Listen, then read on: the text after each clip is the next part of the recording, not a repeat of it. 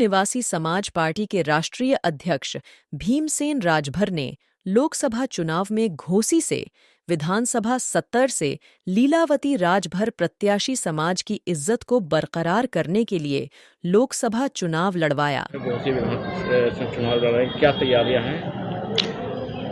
देखिए, मूल निवासी समाज पार्टी की तरफ से घोसी लोकसभा क्षेत्र 70 से लीलावती राजभर प्रत्याशी हैं और हम लोग वहाँ पर चुनाव लड़ रहे हैं और जीत रहे हैं। तैयारी हमारी पूरी है और ख़ास तौर की बात यह है कि एनडीए गठबंधन के प्रत्याशी ओम प्रकाश जी के सुपुत्र अरविंद राजभर जी ये चौथे नंबर पर हैं।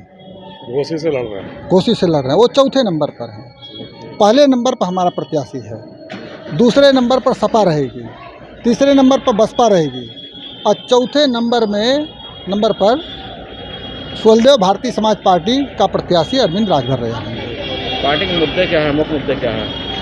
पहली बात तो पार्टी का जो मुख्य मुद्दा है महंगाई, बेरोजगारी और इन तमाम सवालों को लेकर के, गरीबों, मजदूरों, किसानों के सवालों को लेकर के हम चुनाव मैदान में हैं। और आज तक घोसी लोकसभा क्षेत्र से बाहरी लोग प्रत्याशी थे। लीलावती राजभर जी वहाँ स्थानीय प्रत्याशी हैं और कर्मठ हैं। 10 वर्षों से उन्होंने समाज की सेवा किया है और मूल निवासी समाज पार्टी के महिला विंग के प्रदेश अध्यक्ष हैं। तो लड़ाई हम जीत रहे हैं। आखिर ऐसा क्या हुआ कि जो राजभर लड़ रहे हैं और आपको अपना प्रत्याशी राजभर लड़ाना पड़ा? उसका कारण ये है, अभी आप लोग देखे होंगे कि उत्तर प्रदेश के डिप्टी सीएम साहब ब्रजेश पाठक जी मऊ गए थे। एक कार्यक्रम में उन्होंने ओम प्रकाश जी के लड़के अरविंद राजभर जी को भरी सभा के बीच में बहुत ही अपमानजनक तरीके से घुटने टेकवा करके 2 बार गर्दन दबा करके उन्होंने माफ़ी मंगवाया और इतना अपमानजनक व्यवहार अब तक राजनीति में मैंने किसी के साथ नहीं देखा था। आखिर ऐसा क्यों करना पड़ा?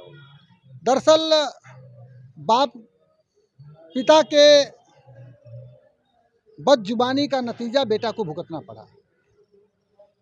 ओम प्रकाश राजभर जी, आप लोग जैसा कि जानते हैं, तमाम सभाओं में ऐसा बयान देते हैं कि जिसका प्रत्याशी है ना, एनडीए के तरफ से सुलदेव भारतीय समाज पार्टी को कोटे में सीट मिली है। तो पिताजी ने उनके ओम प्रकाश जी सुलदेव भारतीय समाज पार्टी के राष्ट्रीय अध्यक्ष जी ने भरी सभा में जब समाजवादी पार्टी के साथ थे तो उन्होंने कहा था कि भारतीय जनता पार्टी का अगर कोई कार्यकर्ता दिख जाए तो उनको जूते से मारो। इस तरीके का बयान उन्होंने दिया था। भद्दी टिप्पणी की थी। टिप्पणी तो और भी ज़्यादा अपमानजनक शब्द का प्रयोग किया था, वो मैं कह भी नहीं सकता इस मीडिया के सामने, लेकिन उन्होंने कहा था। और इस तरीके से पिता द्वारा जो अक्षम्य स्टेटमेंट दिया गया, वहाँ के सारे भारतीय जनता पार्टी के तमाम कार्यकर्ताओं ने कहा हम लोग लीलावती राजभर जिताएंगे।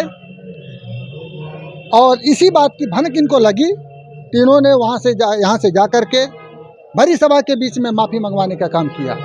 ये राजभर समाज का अपमान है। जो घुटने पर पहले ही गिर गया, चुनाव लड़ने से पहले माफ़ी मांग लिया, घुटना टेक दिया, वो लड़ाई में कहाँ रह गया? वो लड़ाई से बाहर हो गया। तो लीलावती राजभर हमारे मूल निवासी समाज पार्टी के जो प्रत्याशी हैं वो चुनाव जीत रही हैं। एक बात और कहना चाहूँगा,